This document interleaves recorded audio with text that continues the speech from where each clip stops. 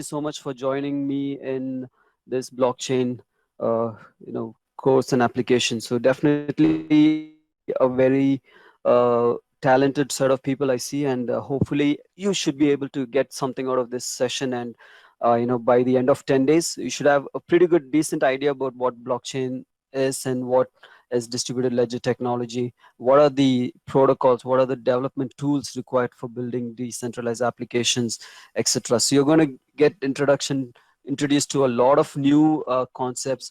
I think most of you might be already familiar with some of these concepts, but then definitely we'll all learn together. And I've built this course so that it can benefit anyone. It doesn't matter. You don't have to have technical skills. You don't have to be have programming skills. So it doesn't matter if you are a programmer, well and good as well. So it's built in such a way that everyone is benefited and everyone understands what's going on. And by the end of the course, you're all satisfied, and hopefully we can all join together and get something done, or build something for India. All right, so let me start off. Also, you'll get a very good in-depth introduction to what blockchain is, what is a block, what is peer-to-peer, what is cryptography. We'll see what mining is. Then you'll get an idea about what cryptocurrencies are, which is just one of the use cases of blockchain. We'll get into Ethereum platform, which is another platform where you can build any kind of application on top of the net on that particular platform itself. Will give you a good understanding of what are smart contracts, which is the best thing at the moment for in the blockchain space itself. I'll give you a very brief introduction about Solidity, which is the programming language for building smart contracts. So let me share my screen. All right, so what we'll also get to understand when we get into the development side of building is we'll try to get a brief um, understanding of what tools are required for building smart contracts. We'll read and write Solidity code, just a brief understanding, and we'll see how the development workflow goes and some of the use cases specific to the energy sector by the end of the course. So we'll have 2-3 days separately only for looking at the use cases. Also, what are the advantages, and also we need to look at the disadvantages of blockchain and what are the solutions in place that are currently being implemented by different protocols. So that's something that we'll be looking at.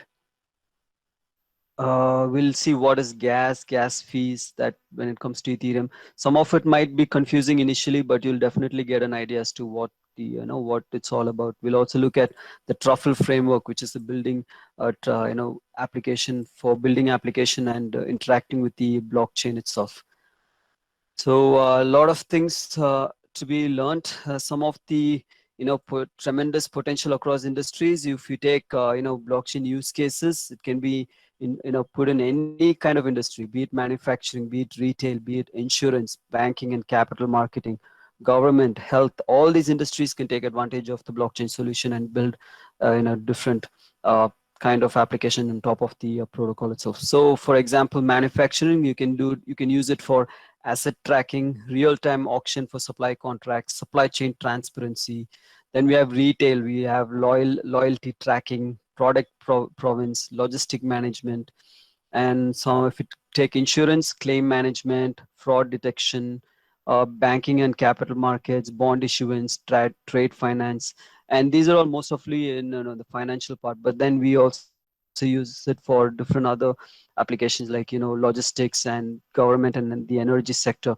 Imagine using it for solar energy trading, which is currently the trend in Australia. So multiple other companies are actually already, and the best part about the blockchain space is that there are working prototypes and working applications that are available in the market. People are know that it's working, which is why you will be hearing about blockchain everywhere. And multiple companies are trying to hire blockchain talent, and the worst part is they're not able to find any blockchain technicians because there are the the space is very low. I mean, there are very few blockchain specialists or architects or developers in India and across the world itself. One being they feel that it's a difficult subject, which I'm going to, by the end of the course, you'll realize that it's not a very difficult subject to learn. Once you get the basics and understand what's happening, you're already there. So a lot of other companies, even it's not just small companies, it's very big companies like Microsoft, Accenture, we have Convergys, we have Oracle, all hiring blockchain technicians across completely and trying to get the talent as much as possible, and the pay is also very good. I've seen people getting paid close to 25 to 30 lakhs, etc. So which is a decent start. And health, if you take health, personalized medicine, record sharing, and even you know uh, uh, the criminal records can be stored on the blockchain. So a lot of things that can be done. So I initially started off giving you the use cases of blockchain, so that you actually know, okay, what blockchain is being used for.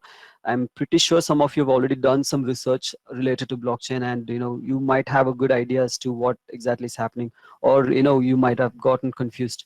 But definitely by the end of the course, we'll make sure that you guys have a better, very good idea as to what this uh, technology is all about. So we'll be looking at what is cryptography, just a brief description. We'll look at what is mining, some concepts of what is proof of work, proof of stake, and all that. Use cases, what is P2P trading in solar energy trading. That's one of the use cases that we'll be looking at the end of the course. And also blockchain enabled charging for electric vehicles, tokenization, and wallets. What are wallets? So today our session will be mainly focused on will be understanding the introductory course. So you'll have an in-depth overview of what blockchain is and some of the use cases. We'll be also installing a blockchain. So I hope you have your systems with you, or even if you've got your own mobile phone, you can just look at how you can actually install a wallet, and how why it's required, why it's a requirement. We look at what is smart contracts. We'll get an introduction to Ethereum, what are decentralized applications, and Hyperledger.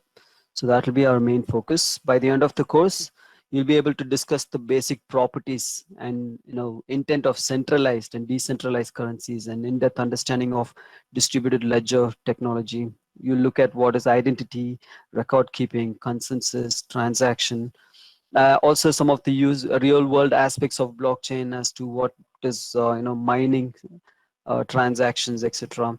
We'll be able to talk about properties behind the largest blockchain platform, which is Ethereum, which is where all the fun is happening at the moment, and people are building different applications on top of that particular platform itself. We'll also look at Hyperledger, which is completely into the enterprise building of blockchain. Why do we require a private or a consortium blockchain for companies and etc. Okay, so right. So let's get into this. Let me first of all, I'd like to speak about what is blockchain in general. So today what we'll do is we'll just look at what is blockchain. We'll see some of the use cases. We'll try creating a wallet, and also we'll look at what is decentralized applications. So we'll try to cover some of the topics today itself. Now, before that, I'd like to know, what you guys. I mean, there should be a reason you chose blockchain. If any one of you could just give a good example as to why you suddenly got into blockchain, and what made you investigate on blockchain, or what made you take up this course. So anyone can just go ahead and just give a good idea, a brief description, well and good. Or if you can even explain what you know about blockchain, it's really interesting, and it would be helpful for the others to get an idea as well. Anyone from the team, please.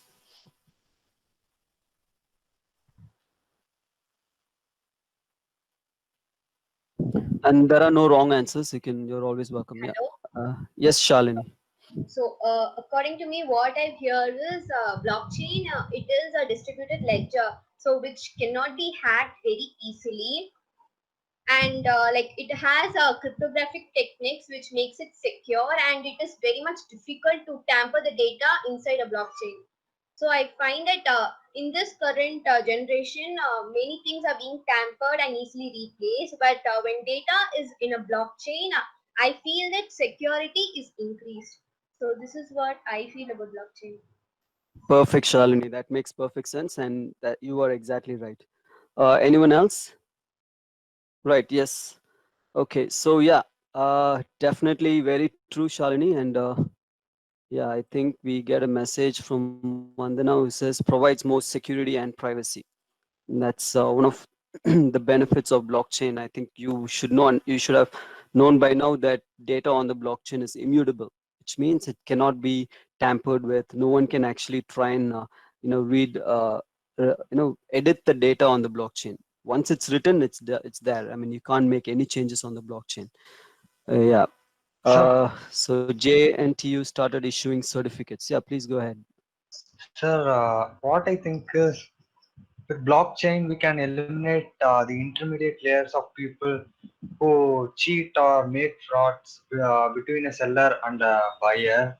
So, I think the intermediate layer of people can be removed from this technology. So, I chose this course.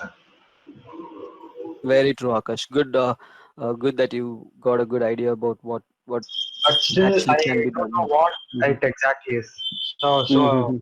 I enrolled for this Good, course. good, good that you've taken that initiative. Anyone else?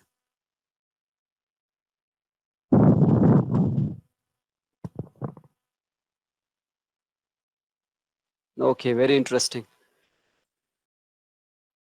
Uh, yeah, like you mentioned, everything is exactly why people choose blockchain. Yeah, for storaging of data in chain in the blocks. So that's a example, but storing data on the blockchain is something that is not very feasible. For example, if you want to store a piece of data, for example a word sheet or an excel sheet, it will cost you close to $3,000 to $4,000 just to store something like that small on the blockchain. So that cannot be stored on the blockchain. The blockchain itself has very little limited space. It's not very limited space. The blocks itself contain uh, you know data that has only incoming and outgoing transactions, and also something called as the nonce. It has the transaction data. So that's all it's storing. But storing data on the blockchain is possible by there's something called as IPFS, for example, interplanetary file system. What we're actually doing is we're storing all the huge files. You can store any sort of data on that particular, uh, you know, um, platform or ecosystem. So we have IPFS, interplanetary file system, basically storing data in different locations. So it follows the same pattern like the blockchain. If you know what blockchain is, it's distributed ledger technology, which is nothing but a ledger is being distributed between multiple nodes. We'll get to that very shortly. So imagine storing data somewhere else, and what is happening is that particular data is converted into a particular hash. We look at hash. That hash is then put on the blockchain. So the hash is very small. It can be stored on the blockchain. Yeah. So what is blockchain? Let's we'll look at it very soon. Someone's asking questions. Definitely, we'll be looking at what blockchain is. So all this will be a little confusing when I speak about IPFS and all that, but we'll get a better understanding. So all I want you to understand about IPFS is you can store a lot of data on the IPFS and take that particular hash, store it on the blockchain, and you can point it towards the data location, and you'll be able to get that exact data. You can store anything on the blockchain by doing that. So let me